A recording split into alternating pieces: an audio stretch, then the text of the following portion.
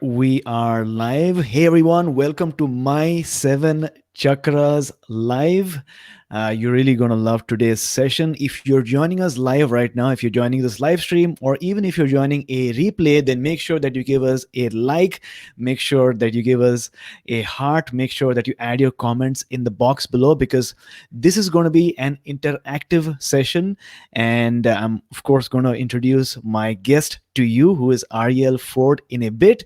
But again, if you have a question, if you have any observation, any feedback that you'd like to point out, then make sure you use the comment box below because I'm looking at it and I will ensure that I get your questions featured. And most importantly, make sure that if you're watching this, make sure that you share because we're really depending on you to share this message far and wide because today's topic is going to be super important, both for people who are in a relationship as well as people who want to manifest or attract their soulmate. So we're going to get started in about 78 seconds from now. And again, thank you so much for joining us on this live session.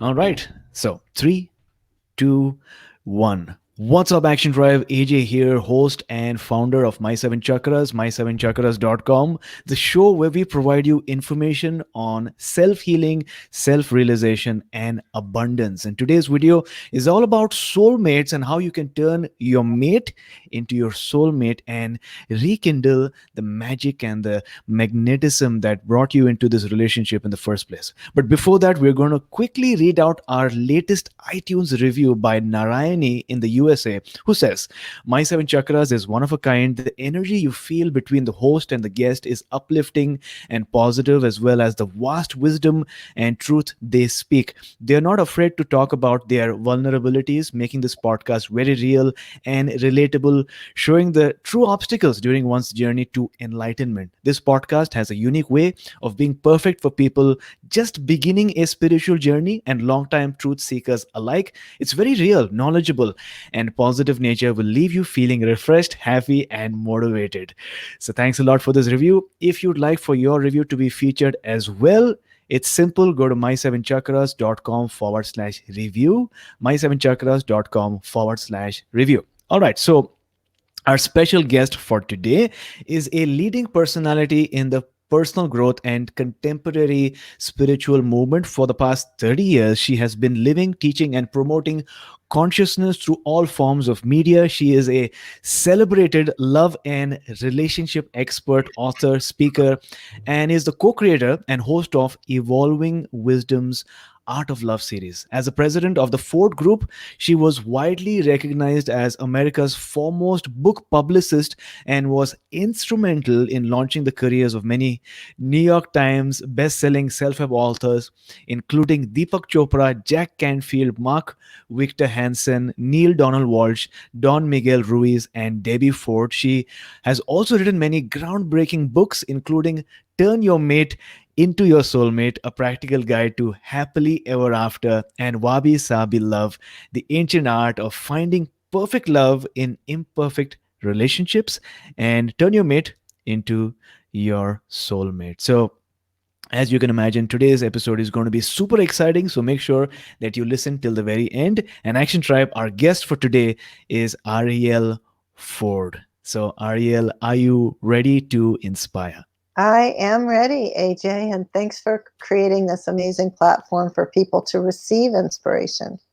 Awesome, awesome. And just yesterday I posted this in our Facebook group, and it seemed like people are really, really, really interested, not just in finding their soulmates, but also having that mate and turning that mate into their soulmate by doing these specific things and these acting on these principles that we're going to explore in today's episode. So once again, thanks a lot for joining us on the show.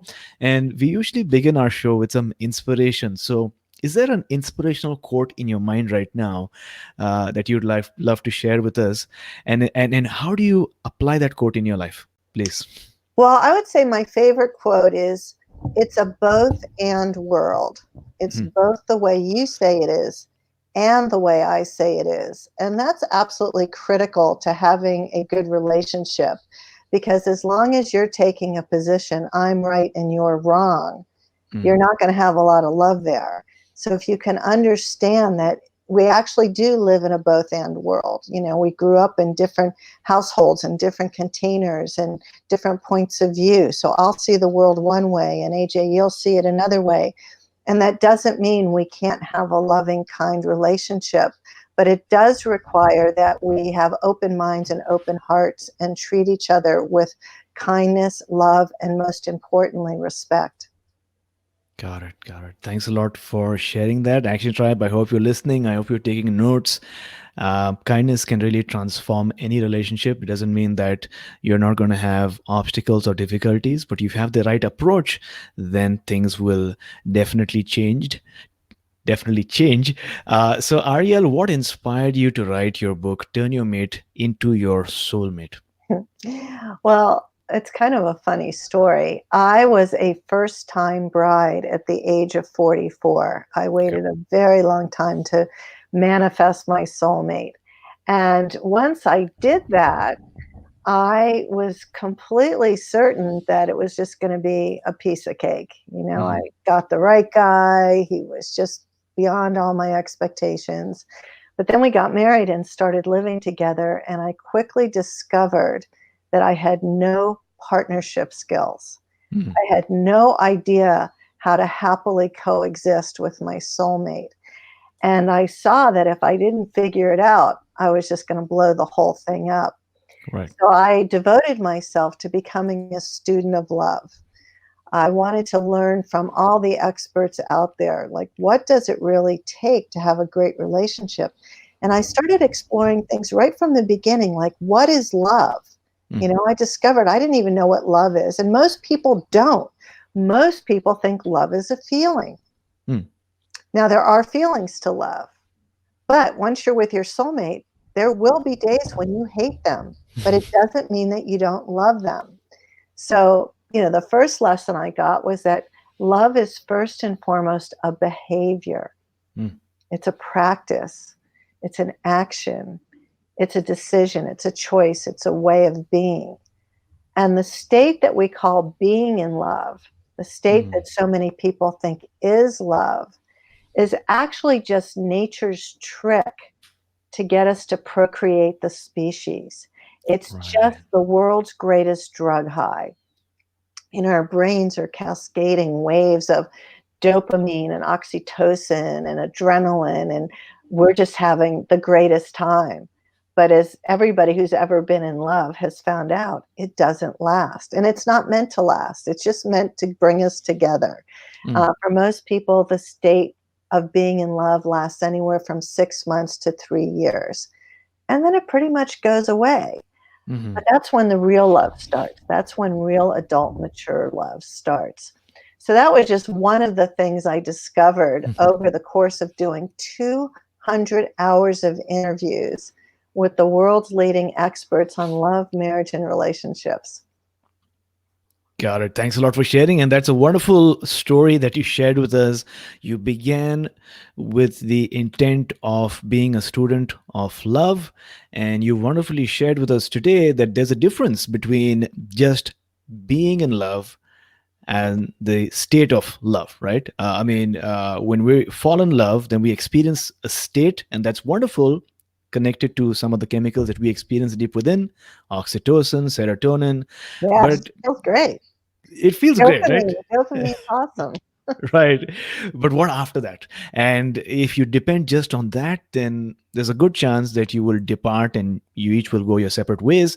But then you need to get into the behavior of what are those practices or those habits or these Right. things you do on an And ongoing I think, basis. AJ, one of Mhm. the things we should do Right. is define what a soulmate is, because everybody's got a different idea. That's Most of my them next are question. wrong. Exactly. Okay. So I believe that a soulmate is first and foremost somebody you can completely be yourself with, Okay. somebody with whom you share unconditional love. And when you look into their eyes, you have the experience of being home. And Mm. if you accept that definition, the truth is we all have dozens, if not hundreds, of soulmates. It could be your parents, your siblings, Right. your children, your friends, your cats, your dogs, your business partner, your coworkers. And for the single people listening, if you make a list of all the soulmates you already have while Mhm. you're looking for your romantic soulmate, by doing a daily practice of gratitude for all the love you already have in your life, you make your heart magnetic to calling in a romantic soulmate. Wonderful. That's a shift for sure because we tend to associate soulmates just with that romantic one person who is there somewhere in the world and we're looking for them. But this is a shift, and that's wonderful to note.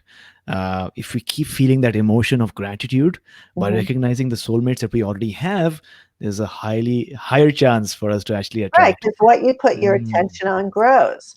So if your attention is on, oh, dear God, I am so lucky. I have so much love in my life. Mhm. Mom loves me, dad loves me, sister loves me, brother loves, and just every day thank the universe for all the love you have.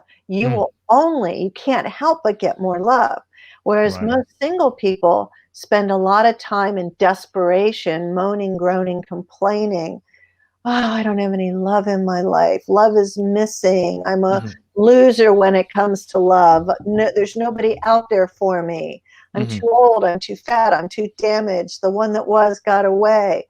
Mhm. Because they live in this limiting belief that we each only get one big love in a lifetime. And that's absolutely not true. There are so many potential romantic soulmates out there for everybody, no matter what your age, weight, income level, where you live geographically, none of that matters. There's Mhm. plenty of love out there, but you have to come from an abundance mindset. Got it. Got it. So speaking about abundance, let's move on to the topic of contracts because you write about the sacred contracts in our life. So help our audience understand what exactly are these sacred contracts, please. Sure. Well, my belief is I believe in reincarnation. Okay. And so, in between each life, I Mhm. believe we have a life review of what we've done in the past life, what karmic debts we need to repay in the next life. And then Mhm. we also choose our family and major events in our life that we program. Mhm. And with these people, we have sacred contracts. So you pick your mother, you pick your father, you pick your siblings, you pick your mate or more than one mate, because sometimes soulmates meet, marry, have children, Mhm. and then there's an expiration date. The Mhm. relationship's over and they get another soulmate. So that's also possible. So Right. I believe we come in with sacred contracts, but generally we forget them at the time of birth. We're meant to forget them. But then when you meet somebody who becomes your romantic partner, generally there's this sensation like, oh, I've known you before. Mm. Now, having that sensation isn't a good enough reason to marry them, because Ah. what you're looking for is a soulmate slash life partner. And this is where people get really screwed up. They meet somebody, oh, I've known you for lifetimes. Oh, I feel so excited about you. Oh, we were meant to be together. The chemistry is really hot, but they have no capacity to make you happy. They have no Mm. capacity to spend a lifetime with you. So, what's really important to know is to understand the elements of a long term great marriage. And so, yes, chemistry is nice and it's good Mm. to have some of that, although it's not the most important thing. You want to have connection, compatibility, communication, which thank God can be learned because most of us don't innately have good romantic communication skills. But the single most important factor of being happy together Mhm. is a shared vision for the future. Right. Shared vision. So this means we both want kids or we both don't want kids. That's Right. like not negotiable. Mhm. I want to live at the beach. You want to live, way out in the boondocks somewhere. Mhm. Not going to work out. So you don't have to be on the same page about everything, but on the big things you do. And it's too late after you take sacred vows to negotiate that. You want to negotiate that long before. I mean, there's some people who have been married, gotten divorced, had a bad experience, and swear they're never going to get married again, Mhm. you know? And if you're dating somebody whose lifelong dream is to have a wedding and be married, you're Mm. not going to work it out. So So true. this is why dating is so important. Mm, And I believe that if you meet somebody that looks like they have great potential and you both agree to be in a committed relationship, you mhm, have to give yourself at least a year to really get to know them, get to know their family and friends. They need to know your family and friends. Make sure you're not jumping over any red flags, and then decide, do we want to spend our lives together? Because it's a big deal. It's mm, probably the biggest decision you're ever going to make, especially if you're thinking about bringing children into the world. So you have to look at this like not based on your feelings, although mhm. feelings are important, but you have Right. to use your logical, rational mind. Like, are we going to be happy together? Mm. And what does that look like? Got it. Thanks a lot for sharing. This is really, really useful. And Action Tribe, I hope you are listening to what is being shared right now. There are sacred contracts that you have gotten into with those beings in your house that you refer to as family in your previous lifetime. And Ariel, what I also believe, and I've thought about this especially over the last couple of weeks, but so there are sacred contracts, but also there's a sacred project that a specific family is embarking on during a particular lifetime, a lesson that we need to learn collectively. And this could be regarding money, this could be regarding relationships, this could be regarding health, but a sacred, I guess, project learning that a family has to go through during this lifetime. So thanks a lot for sharing that with us, and also Action Tribe, the fact that you're not only supposed to look for love, but will that person be a great life partner? In other words, do they have a vision of being with you in the long term? Right. So now, what I love that you about what you mentioned in your book is the fact that you speak about irreconcilable differences are Yes. normal, and Yes. you go on to say that a marriage is like a marathon. To be a marathon runner, it takes constant effort to stay in form. So, talk to us about the Right. irreconcilable differences Sure. for a moment, please. So the world's leading researcher on marriage Yeah. is a professor at the University of Washington named Dr. John Gottman. Okay. And he's been running a thing called the Marriage Lab for over 50 years. He is so good at what he does Hmm. that he can observe a couple Yeah. for 15 minutes and know within 94% of certainty if the marriage is going to work or not. That's how Oh. good he is. So part of his research discovered that every single couple has a minimum of 9 irreconcilable differences. Okay. These are things you will never agree on, ever. So there's simple things like the biggest one is money. Okay. One person's a spender, one's a saver.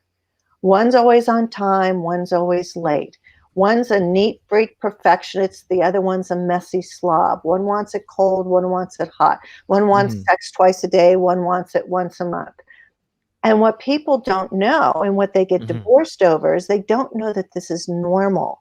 It's Okay. absolutely normal. It is not normal to get divorced because you have these differences. And the way to work through them is to come up with creative solutions. Okay. And I'll share the one that first confronted me when I got married.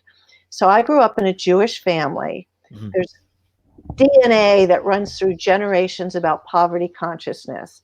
Oh, we're going to starve. There's Hmm. never enough. People are out to get us. So I grew up my whole life fearful of becoming a bag lady. And Mm. my parents fought every single day over money. And my grandmother lived with us for a while, which was a big mistake. And she was a survivor of the Depression. And I heard about Mm. how they slept under newspapers because they had no heat and they nearly starved. Mm. So I made up my mind at an early age that when I grew up, I was going to make plenty of money and I was going to hold on to my money and I was never going to go hungry and I was never going to end up as a bag lady. I marry a man who grew up in a very affluent country club lifestyle. Mhm. Parents had plenty of money. Never occurred to him not to buy the best of everything. His mother taught him to only buy designer clothes. He only drank the finest wine. He started making money right out of school. Money was not his issue. Now, Mhm. here we are in our 40s.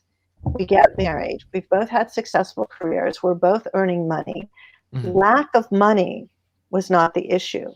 What the issue was how he spent the money, Mm. because I had never bought anything that wasn't on sale. I had never owned a design or anything, even though I could afford it. I was hoarding the money, afraid of being a bag lady. And he was spending the money because, in his abundant mindset, that he came from plenty, he made plenty, there always would be plenty. Right. But I was really troubled by it. So the first thing I had to do was acknowledge that I had poverty consciousness, because up until that point, I didn't know that really. I mean, it was all unconscious. I actually went to Right. therapy.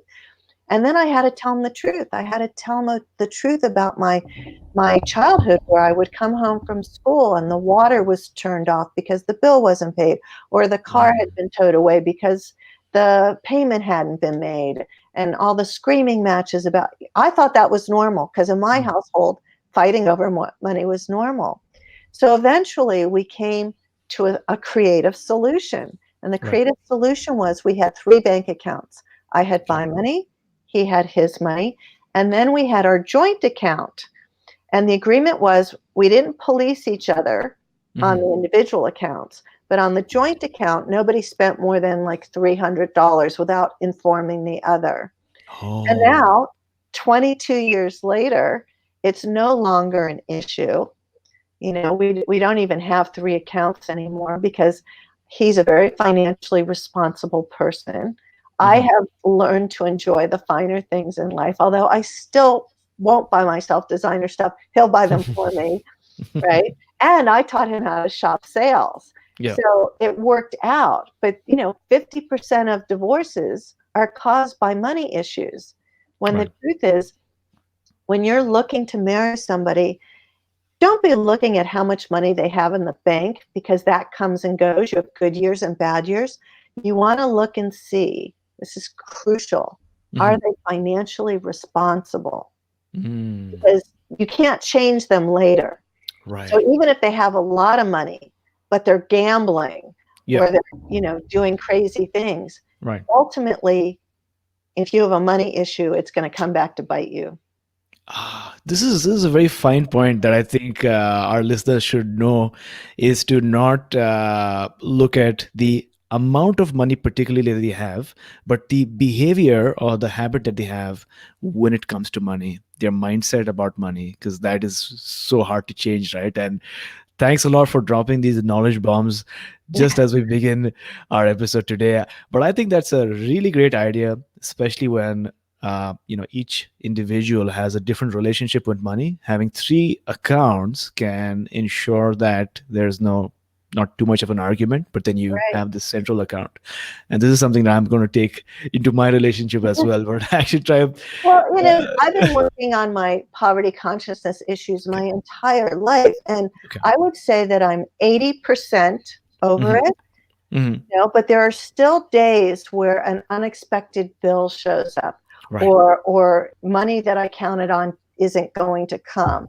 Yeah. And I contract and I panic, but I Hmm. have a spiritual toolkit that I use, where I'll do some EFT tapping, or Hmm. I'll do a heart lock in, Hmm.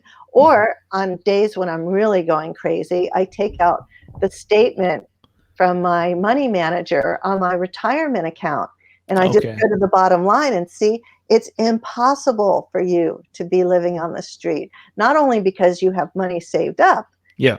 but I have so many friends and family. Nobody would ever let me go hungry at this point in my life. But even now, all these years later, I Hmm. still have to do this nurturing self-talk, Mm. because it's not just the issue I was born into, it's the generational DNA Hmm. of, 6,000 years of Jewish relatives Yeah. being fearful around money. So that's a lot of information right there. So it's not just you, but it's generations and generations of, Right. I guess, genes and karma and strong emotions and vows that can have an influence on the constitution and our outlook on life. Wow, Yeah. that's pretty And interesting. then it happens. Every family has something. Hmm. Like my husband's family has, what do you call that? There's a whole bunch of them that experience panic attacks, Okay. and some of them even agoraphobia, and some of them, like some of the nieces and nephews, it surfaced early, Hmm. and some of them it didn't surface till they were in their 50s. Right. But it's a genetic thing, and so you have to understand that you could be married to somebody for 30 years and think you really know them, but Hmm. then something triggers that kicks off something in their DNA, and now you have to get to know them all over again. They're still the same person, but now there's this new thing to deal with. Just like all of us as we age, we're breaking down. I was talking to you Right. yesterday. Ramana Maharshi, one of the great seers of all time, Mm. died of stomach cancer. And you would think to yourself, now, why would an enlightened master get stomach cancer? Because he's in a human body. So no matter how many green drinks we have, no matter how much yoga and meditation we do, no matter how much Reiki and chiropractic and acupuncture we get, the Yeah. truth is we're all going to get sick. We're Hmm. all going to break down physically. Right. And the question becomes, how loving and patient can you be with yourself and your loved ones to Hmm. help support them through it? Because the thinking that, well, what thought did you have to cause that? Yeah. Just so wrong and so ridiculous. As if anybody wakes up in the morning thinking, maybe I'll give myself stage 4 colon cancer today. You know, Yeah. and yet there's a bunch of new age people running around thinking, oh, well, you're sick. Obviously, you had a bad thought. Yeah. That's taking it to the extreme, right? Because I, there are no, so I just many want to slap those factors. people. It's like, you know, a lot of what happens is our karma, our destiny. Yeah. It's unavoidable. Nobody lives 100 years Mm. without ever getting something. So, Yes. we have to be emotionally and spiritually prepared just Hmm. to deal with it as best we can. And the way I deal with it, because it's happening a lot in my family right now, is it's like I tell them, let's celebrate the good days when you feel really good, and Hmm. let's figure out ways to tolerate the bad Yeah. days, knowing the good days are coming. Got it. Got it. So love that advice. The fact that we're living in seasons. Life is not a, one path journey. There's ups and downs. So talk to us about the moments when we have to sort things out and explore a solution with our spouse or our partner. You've named some things that couples should definitely avoid. The four horsemen of Mhm. the apocalypse. So what are these things or these topics Oh, that that's John people must Gottman's avoid? work. It's pretty complex. Let me break it down and make it simpler. Okay. So, so I know that my husband Brian has never woken up in the morning with the thought, "Oh, I wonder how I can make Arielle really crazy today." Hmm. Okay? That doesn't happen. And Yeah. yet, there are days when he does stuff that does make me totally crazy. And the question becomes, how do I best deal with it? So I'll Hmm. give you an example. Let's say that last night we went to a party Hmm. and we were talking to Mary and Joe. Hmm. And Brian said something that completely blew me away, pissed me off, got me angry. And in that moment, I could have ripped him a new one, Hmm. but I am well mannered, so I didn't say anything. We got into the car at midnight to come home, and I knew we were both tired, so that wasn't the best time to talk to him about it. Yeah. Even though people say you should never go to bed angry, they're Hmm. wrong. Sometimes you're better off getting a good night's sleep, and you'll deal with the issue tomorrow. Right. So let's say in this made up situation, that's what I did. I went to bed, and when I woke up in the morning, I would say to him, Bri, I have a problem that I need your help with. Hmm. Do you have 10 minutes anytime today where I could talk to you about it? And Hmm. of course, he would probably say, oh, yeah, tell me now. It's like, no, no, no. It's my problem. Just let's do it when it's convenient. He goes, great. Okay. Why don't we go for a walk at 4 o'clock? So, Mm. 4 o'clock, we go for a walk. And on the walk, I say to him, I know how much you love me. I know that you would never purposely do anything to upset me or make me unhappy. And last night, when we were with Mary and Joe, and you said ABC, Hmm. I really felt XYZ. And Hmm. then I stopped talking, not one more word, Now, what do you think's going to happen? He's just going to say, oh my God, I didn't realize. I'm so sorry. I never meant to do that. I'm sorry it Mhm. came out that way. Will you forgive me?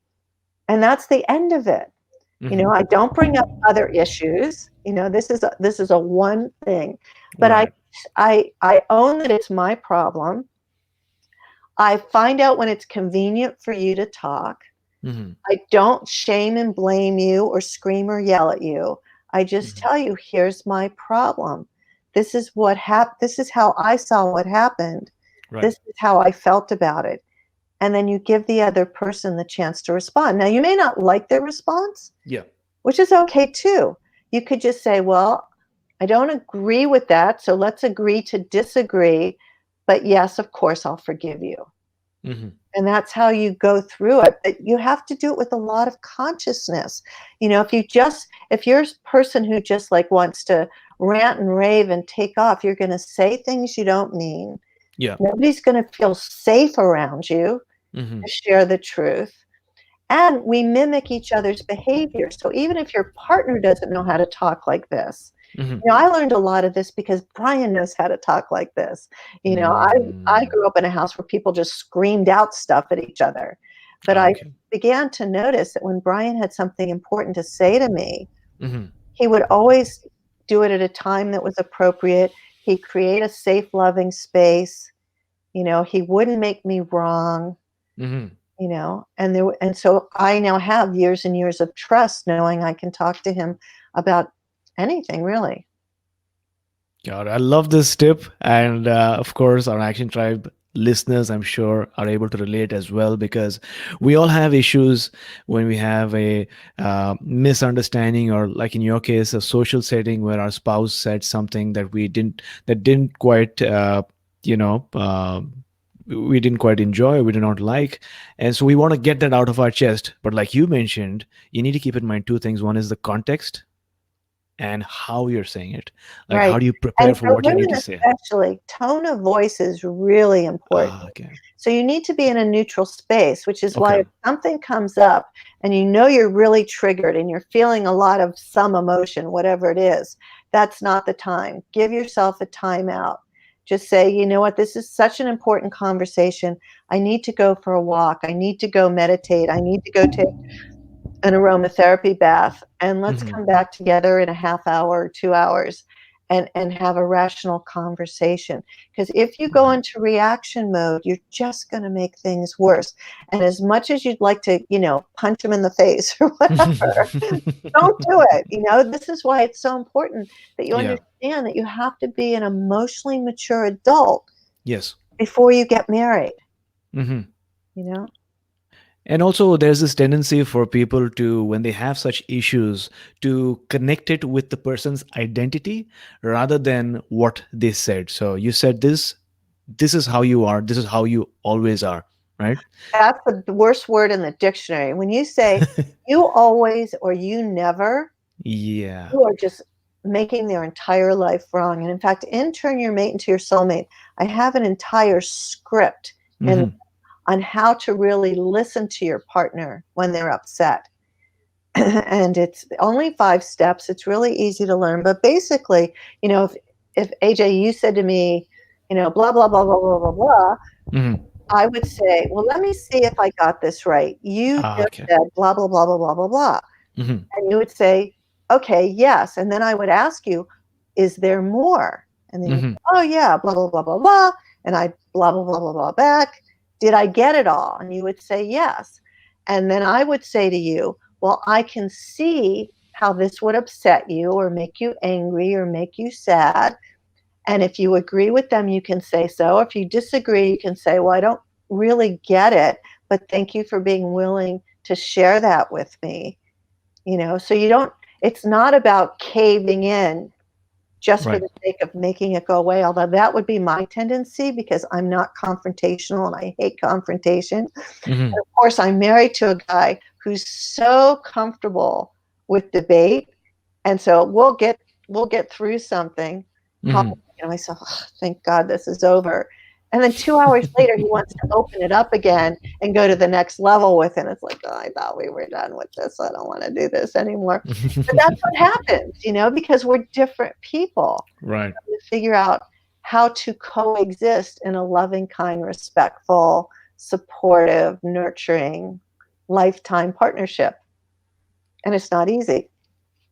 Got it. Got it. Thanks a lot. Thanks a lot for sharing that with us. And the thing that keeps coming to my mind is just because you have differences with your partner, these irreconcilable differences, it doesn't mean that that's a bad thing, but it's good to at least know what these differences are so Right. that you can have these conscious discussions from time to time. Now, you write about a term in your book called the wabi sabi. Mm-hmm. What exactly is that? Because it Yeah. reminded me of wasabi, but of course it's not wasabi. Yeah. But talk No, to us about that. wabi sabi is an ancient Japanese aesthetic that Okay. honors all things old, worn, imperfect, and impermanent. Mhm. And it seeks to find beauty and perfection in imperfection. So let's imagine that this is an ancient Chinese vase Yep. worth millions, and it's got a long, crooked crack down the Mhm. middle of it. The Japanese would take the broken vase, they would place it on a pedestal, and then they would shine a spotlight on the crack, Mm. looking for the beauty and perfection and imperfection. So I Mm. took that one step further and created what I call wabi sabi love. And this is where we look to honor and find the beauty in our own imperfections, and Mhm. especially those of our mate. So I'll tell you a couple of stories of how you work that out. Sure. Um, when Brian and I first started living together, I noticed that every time I went into the bathroom and I would pick up the toothpaste, I'll show you, it was all like crumbled from the middle, right? Yeah. Very squeezed from the middle. Yeah. And I would say to him, honey, let me show you the proper way to get toothpaste Mhm. out. I said, what you want to do is you want to squeeze from the bottom Right. and then roll it up. And that's the correct way. Yeah. And he would look at me like I was so nuts, like I was so out of my mind. He wouldn't even respond. Mm. And yet every time I'd see my mangled tube of toothpaste, I would have these really negative thoughts and feelings. It's like, why Mhm. can't he just do it right? Why does he have to ruin my tube of toothpaste? Yeah. And then I started thinking, well, I don't want to have all these negative thoughts over something as stupid, right, as a Mhm. tube of toothpaste. And yet, for me, it was very real. Yeah. So then I thought, well, maybe we should have two tubes of toothpaste and he can mangle his and I'll do mine. But then I realized just seeing his would Mhm. still evoke this negativity. Right. So one day I'm in the bathroom and I took the tube of toothpaste and I put it in the palm of my hand and I talked to it. And I said, what's good about you? Like, Mm. what's good about you being a mingled tube of toothpaste? And it talked back to me and it said to me, thank God you married a man who brushes his teeth. Mm. And then I just started laughing. And then I realized that's what it doesn't matter about the tube of toothpaste. What matters is we're going to grow old together and he's still going to have his teeth. So Mm. I took something that I saw as imperfect Mhm. and found some perfection in it. And without him having to change, I was able to change my point of view, my perspective, my story about Mhm. the behavior. And Got that's it. what we need to do because they're going to constantly do stuff Mhm. that we don't like. I'll tell you another story. I had a woman in one of my workshops once who stood up and she said, I have a problem even you can't solve. Mhm. I said, what's that? She said, well, my name's Stephanie, and I've been married to Garth for 16 years. And I'm a total perfectionist, clean freak, neat freak. Mhm. And Garth is a total messy, chaotic slob. And I don't know that I can take it anymore. She said, the thing that keeps us together now is that he travels out of state 2 weeks of every month. So Okay. when he's gone, the house is perfect. And then within hours of him getting home, it's a mess again and it's making me crazy. So I said to her, well, Stephanie, do you have a dog? And she said, yes. I said, does your dog shed? She said, yes. I said, what do you do when the dog sheds? She said, oh, I get out the vacuum cleaner and I clean it up.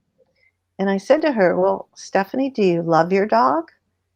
And she got really quiet. And then she said, oh, no, Garth sheds. And she saw in that moment, just like the dog can't help shedding, Garth Hmm. can't help being a slob. It's just who he is. Right. And a year after this, I called her because I wanted to know, was this just a momentary aha thing that happened in a workshop, Hmm. or were they divorced, or what was going on? Yeah. And when I got her on the phone, I said, I just wanted to check in and see how are things with Garth?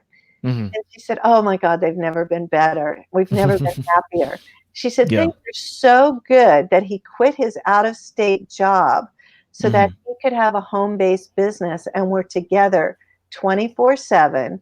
Yeah. And yes, he's still a slob. Mm. So that's the power of wabi-sabi love. Got it. So I love this concept, and especially the example of the toothpaste, because I also have that pet peeve with my own girlfriend. I love it, squeezed from bottom up, and she sometimes squeezes it all the way, all throughout. Right. So for the other example, could I play devil's advocate a bit? Sure. What if there's some other lady who has a similar experience, and she says that isn't love also you paying attention to what your spouse is telling you again and again and doing what they love, like cleaning up the house or changing yourself just to But reciprocate? if you spent 16 years bitching, moaning, and complaining Yeah. to your spouse to clean up, Yeah. and they don't because it's not in their Ah, consciousness, they weren't raised that way. right. I'll give you another example from Brian and I. So when we moved in together, Yeah. I had lived alone for 44 years. Yeah. And then every time Brian would go in the kitchen, he'd say to me, why is your coffee cup still in the sink? How Mm. much effort is it to put it in the dishwasher? Because Yeah. he grew up with a stay-at-home mom who Yeah. had a pristine kitchen. And I Hmm. would look at him, it's like, it's one cup. It'll Yeah. get there eventually. What's the big deal? Yeah. And then he would say to me, why are there crumbs around the toaster? And I'm thinking, Mm. crumbs? What crumbs? This went on for 6 months, to the point that every time he walked near the kitchen, I was thinking, oh God, what did I do now? Then one day he walked into the kitchen and he had this really crazy grin on his face. Mm. And I said, well, what's going on? He said, well, I got up in the middle of the night to get a glass of water, and I saw your coffee cup in the sink, and I saw the crumbs around the toaster, and I fell even more in love with you. And I'm kind of like, huh? Mm. And he said, I realized in that moment, I'm the one with the problem. I'm the Mm. one who doesn't like the coffee cup in the sink. I'm the one who doesn't like the crumbs. So I just want to tell you that I'm going to dedicate the rest of my life to cleaning up after you, because you clearly have a blind spot when it comes to crumbs around the toaster. Mm. Got it. So you Got it. could argue that's what love is, you Yes. know, Yeah. because if what they're doing is leaving wet towels on the floor, and they've been leaving wet towels on the floor forever, you could Hmm. take 1 second to pick up the towel, Yeah. or you could be annoyed forever. Yeah. And then there will come a day when they've died and gone to heaven, and you would beg to have a wet towel on the floor.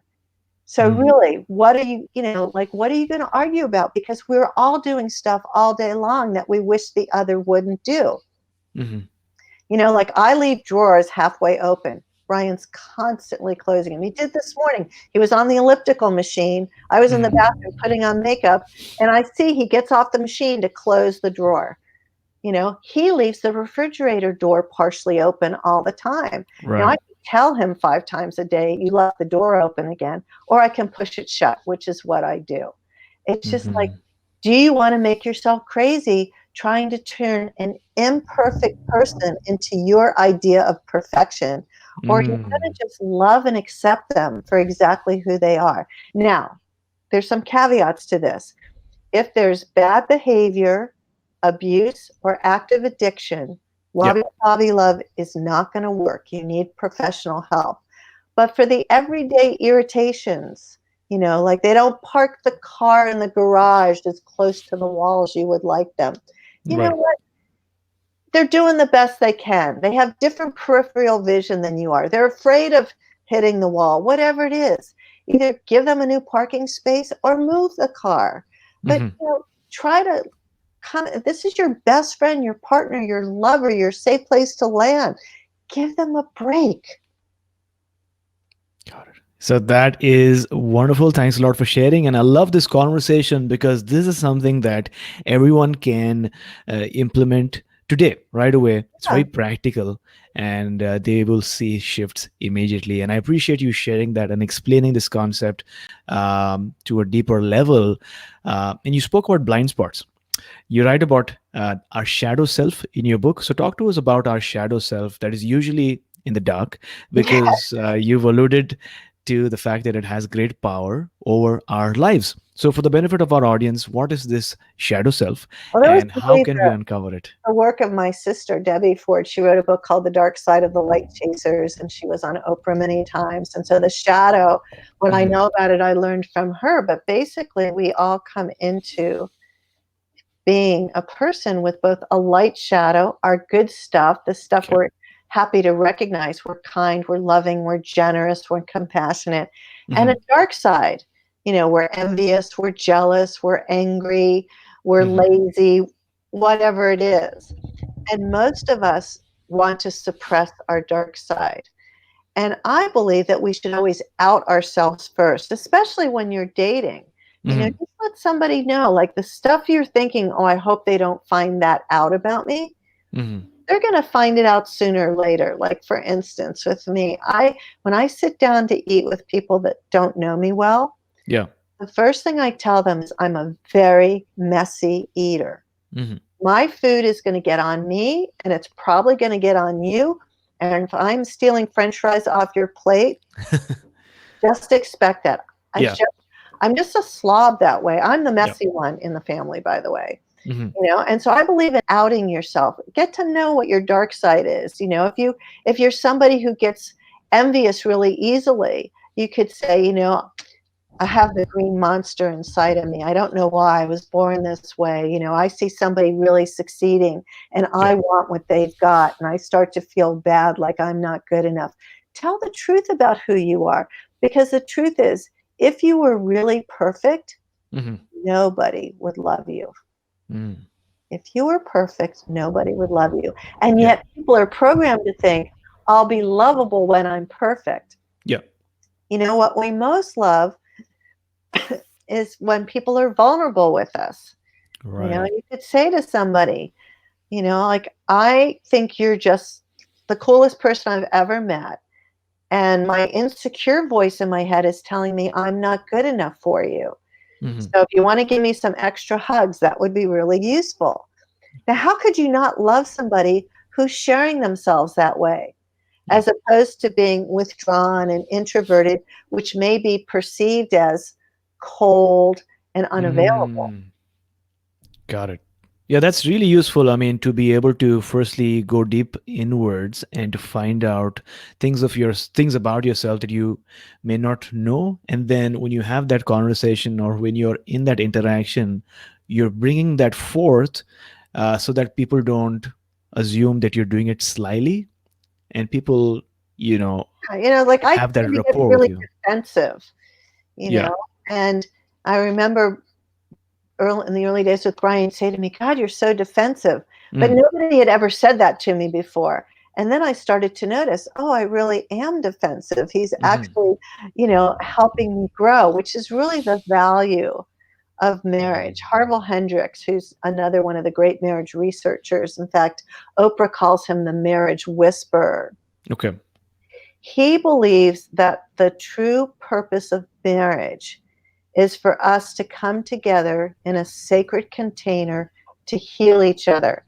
He Mm. says that once you've taken sacred vows, then it's safe for all your childhood wounds to surface and be healed because you're in this container of love, which means it's not always going to be pretty because the Hmm. childhood wounds aren't pretty.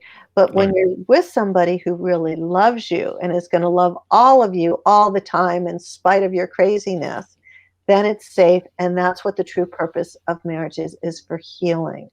Now, you and I talked about this briefly before we started this, which is this doesn't work if you're just in a committed relationship. Mm. In order to get the healing part of relationship, you must take the sacred vows. Hmm. There's another piece to this, and this has been scientifically proven. people who are happily married Yeah. live longer, heal faster, and have more satisfying lives. And the reason for this is what they've named the marriage effect. Hmm. Now, people who are living together in a committed relationship and are happy don't get the marriage effect. Mm. Now, they don't know exactly why, but Harville's theory is that the prehistoric part of our brain Yeah. knows that if we're just in the committed relationship, but we haven't taken the vows, we can be left in an instant. Hmm. So until we have the safety of publicly proclaiming our sacred vows to each other, Yeah. that's when the marriage effect can kick in. So if you want to live a long, healthy life, one of the most important things to do beyond eating right and exercising and meditating and all of that, which is good and important, the Yeah. most important thing is having a happy marriage. Got it. And for the benefit of our listeners, could you tell us the name of the person who did this study? On the marriage effect, Yeah, the marriage effect. oh, 'Cause- you can Google it. I don't remember. There was a couple of different people attached to the science, but if Okay. you Google marriage effect, you will Okay. definitely find it. Perfect. I'm noting that down because I want to definitely learn more about it. It's really, really intriguing. Now, Ariel, as you might expect, we have many listeners who want to breathe a new life into their relationships and rekindle the magnetism, right? That brought them into the relationship in the first place. And you talk about igniting love through more pleasure points in your book. So, talk to us more about this, please.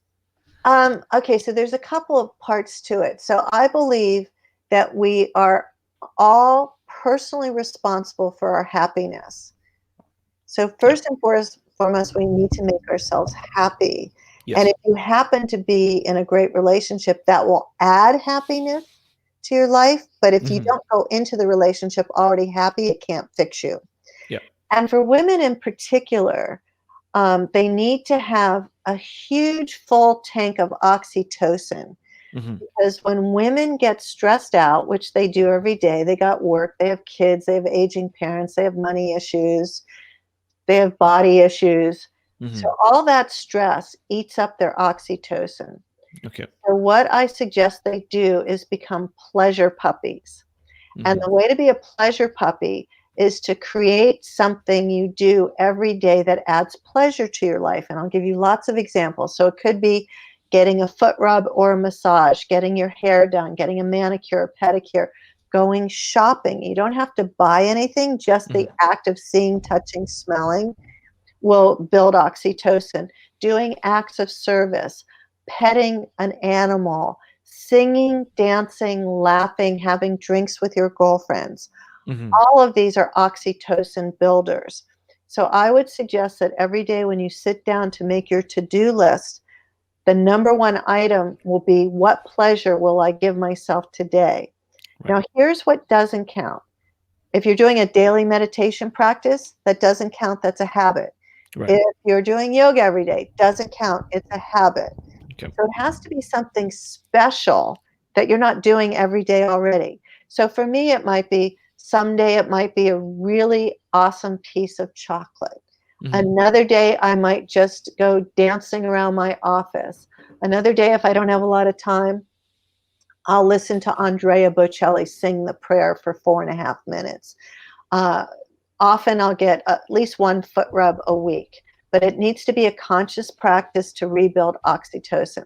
Now, men, it's totally different. So Okay. when men get stressed out, it's because they need to rebuild the testosterone levels. Hmm. And the very fastest way to do that, most men won't be able to do, it's crazy, but the fastest way to rebuild testosterone is to chop wood. Chop wood. Okay. Chop wood. Okay. The second way is to actually exercise or have sex with Okay. yourself or with your partner, rebuilds Hmm. testosterone. Hmm. Another great way is to watch sports. If you love sports, Watch sports. Okay. watch sports. So if your husband or boyfriend comes home and that you can see they're visibly stressed or having a problem, the Hmm. absolute worst thing you can do as a woman is say to Hmm. them, "Do you want to talk about it?" Hmm. Not ask them if they want to talk about it. Hand them the remote control and a beer and tell them to go watch Sports Center for an hour. And Mm, then if there's anything they need from you, to ask for it. But don't become big mama and start saying, "Oh, mm, honey, let me fix your problems." That will mm. only deplete his testosterone level Right. more. So we need to understand how we operate. Women are always complaining, "Oh, he goes off into this cave." Mm, Yes, men go off into caves. Why? They need to regenerate testosterone. They need to take care of themselves. Just like you might go and have drinks with your girlfriend or go do Pilates or go get your hair done to rebuild yourself. That's men go into a cave to rebuild themselves. got it. Thanks a lot for sharing that. That was really, really useful. And on the same topic, many of our listeners want to boost their levels of intimacy in their relationship, and you've recommended an exercise and some wonderful advice towards the end of your book. So, firstly, what, according to you, constitutes as intimacy? And then, what have you found over the years that helps build that level of intimacy, especially in a long-term relationship? Well, I think it's really about telling the truth about yourself to your partner and revealing who you are and being Okay. available. One of the things John Gottman always talks about is that when you're with your partner, Hmm. put down all electronics, physically turn your body towards them, Okay. look into their left eye, and listen. John Gottman calls it bidding. So that Mm. when you're fully present with them, you're creating the space for intimacy to arrive. Okay. So you want to really be with them. And it's easy to be distracted, especially when both of you have smartphones. Right. My husband refuses to have one, and if he sees the only time he likes my smartphone is when he wants me to look something up for him. But for the Okay. most part, it's an intrusion in our Yeah. relationship because I'm a bad listener to begin with, and Hmm. his core wound is he wasn't listened to as a child. So it's like Ah, perfect okay. that we're together. I've had to Yeah. teach myself how to listen better, and he's had to learn that sometimes when he thinks I'm not listening to him, it's just his old programming. So, really being available. The other thing that I talk about, I'm not sure if you're referencing this or not, if you want to jumpstart your sex life, if it's Hmm. gotten really old and boring and dull, the Hmm. number one thing to do is novelty.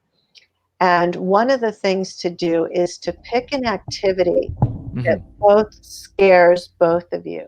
Something that Oh. you might even perceive as life-threatening. So it could be skydiving, bungee jumping, roller coaster, whitewater river rafting, watching Mm. a scary movie. But it needs to be something that both of you have some fear around, hang Okay. gliding, and then make a date to go do it together Hmm. and then book a hotel room for Hmm. afterwards. Because what happens when you have a simultaneous shared adrenaline rush? It kickstarts all the chemicals in your brain back to when Mm. you were feeling in love. So it's Okay. a good way to jumpstart your sex life. Got it. And then moving into an unfamiliar territory, like a hotel, rather Anything than going back novel. home. Yeah. Okay.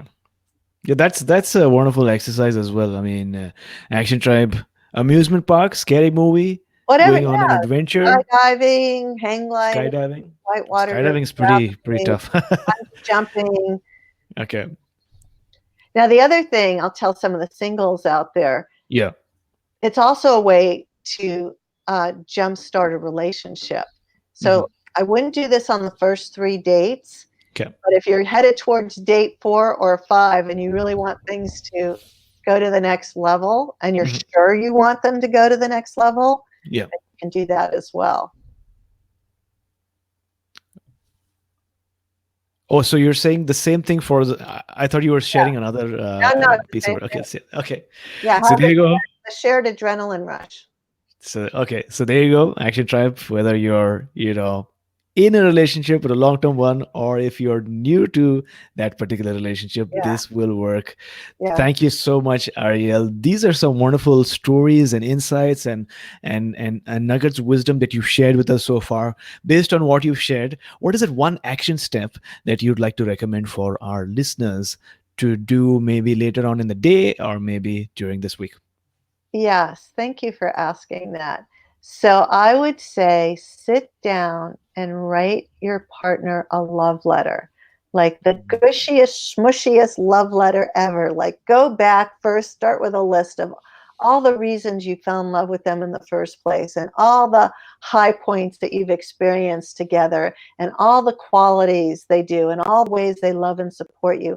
And then write them a really beautiful, long love letter and put it inside a beautiful I love you just because card and Mhm. then put it somewhere where they'll find it when you're not around Mm.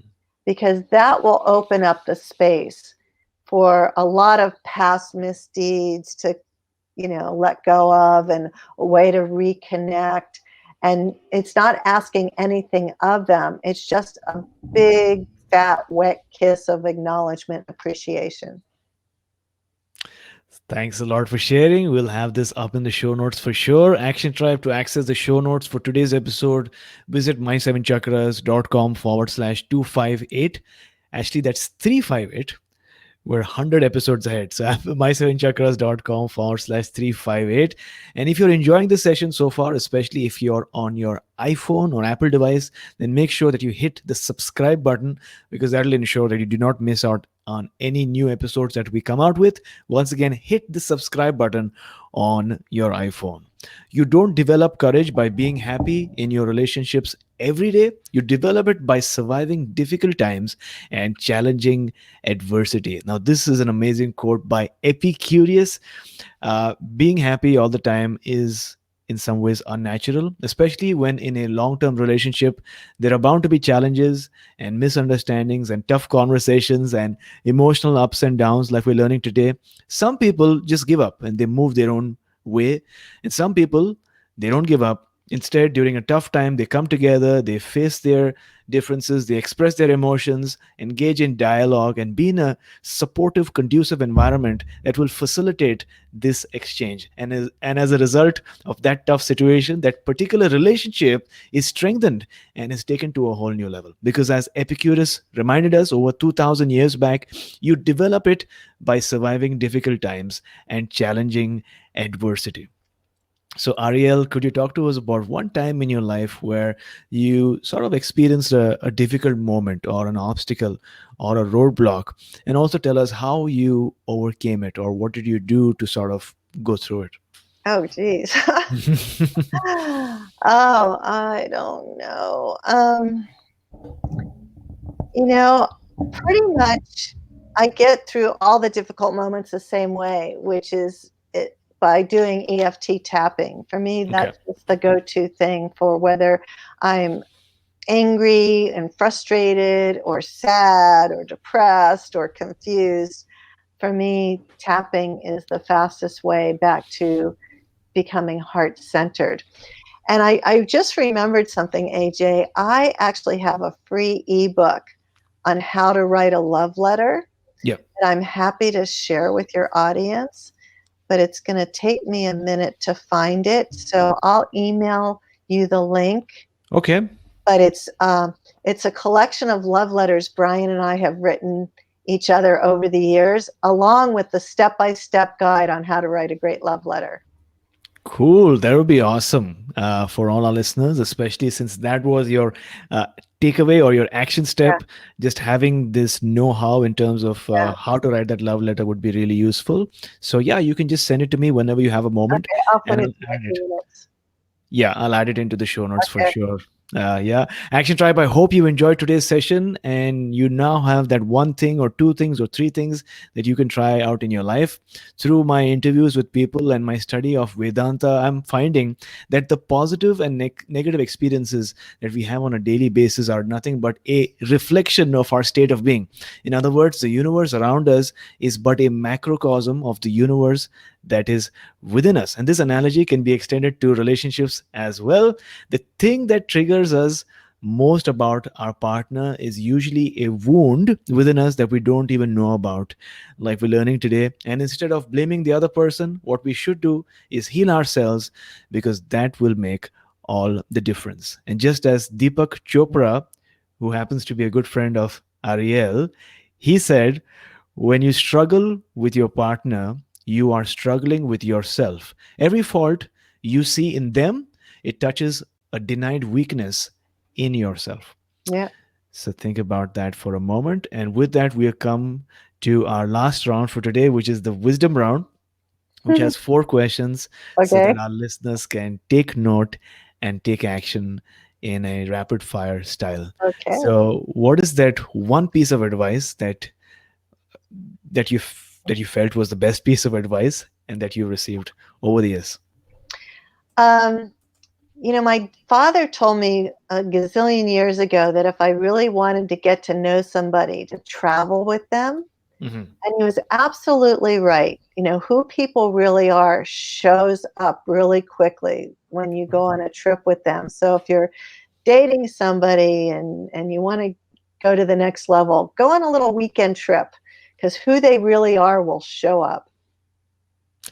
If you could turn back time and spend 1 hour with someone who is currently living or dead, who would it be? Oh, um, my sister, she's on the other side. I'd love to spend another hour with her. That would be great. Cool. And what is that one thing that you do in the morning or maybe in the evening before you go to sleep that has improved the quality of your life? Oh, I take an aromatherapy bath every single morning because all my good ideas come to me when I'm in the bathtub. I find that too. These days I'm experimenting with cold water showers and Oh, some warm also. So sort of going back and forth between the two. And I found that to be really, really yeah, powerful. water's a great conductor for creativity. Ah, so there you go, Action Tribe. And if you could recommend one book for our listeners today, what would it be? Oh, oh. God, I love books and I read all the time. Um, hmm. I would say my sister's book, The Dark Side of the Light Chasers, because we all have a dark side and most of us have no clue how to access it and turn it into power. So, The Dark Side of the Light Chasers. Well, thanks a lot for sharing. Action Tribe, would you like to receive one book for free? Because audible.com, which is the company that creates audiobooks, is offering all our listeners one free audiobook download with a free 30-day trial so that you can get to check out this new way of consuming books. So instead of reading them physically, you can listen to, in most cases, the author read out the book to you as well. So you should like to check it out. If you'd like your free book and your free credit, go to my7chakras.com/free book, my7chakras.com/free book. So, Ariel, thank you so much for joining us today. Before you go, what is that one thing that you are grateful for, and how can we find you online? And how can we get your book as well? Oh, well, let's see. I'm really grateful that I get to do what I do. My life is spent teaching people how to find love, keep love, and be love. And it wasn't what I expected to do with my life, but I'm very grateful that I ended up here. And Mhm. the easiest way to find me is at my website. It's soulmatesecret.com, soulmatesecret.com. Got it. We will ensure that this link is up in the show notes.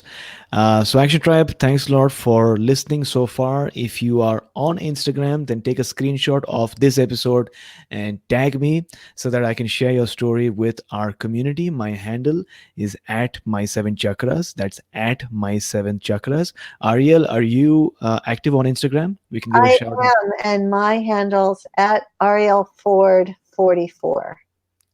Awesome. Make sure that you follow Ariel and get to know what she's up to in terms of her work and her contribution. And she's done so much. And if you have a question, comment, observation, or something that you'd like to share from this episode, make sure you email me. My email is aj at my7chakras.com. That's aj at my7chakras.com. So, Ariel, thanks a lot for coming on our show, talking to us about the magic of relationships and taking us one step closer to a human revolution. Thank you. Awesome. Thank you. Just end this broadcast.